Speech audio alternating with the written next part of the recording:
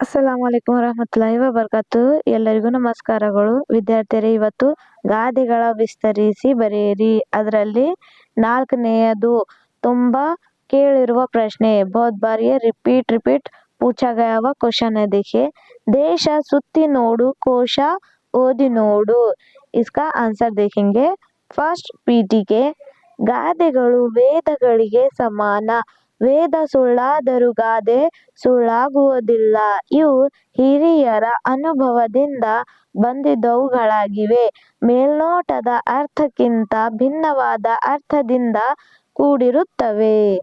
ये first beat है. देखिए, नेक्स्ट विवರಣೆ. ये टॉपिक का एक्सप्लेनेशन देखेंगे.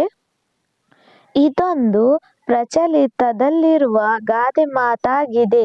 ಜ್ಞಾನ ಸಂಪಾದನೆಯು ಪ್ರವಾಸ ಮಾಡುವುದರಿಂದ ಇಲ್ಲವೇ ಪುಸ್ತಕ ಓದುವುದರಿಂದ ಸಾಧ್ಯವಾಗುತ್ತದೆ ಎಂಬುದು ಈ ಗಾದೆ ಮಾತಿನ ಅರ್ಥವಾಗಿದೆ.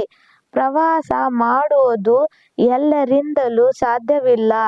ಆದರೆ ಜ್ಞಾನ ಭಂಡಾರದ ಕೀಲಿ ಕೈ ಯಂತಿರುವ ಪುಸ್ತಕವನ್ನು ಓದುವುದು ಎಲ್ಲರಿಂದಲೂ ಸಾಧ್ಯ ಎಂಬುದು ಈ ಗಾದೆ ಮಾತಿನ वैशिष्ट्यवाಗಿದೆ.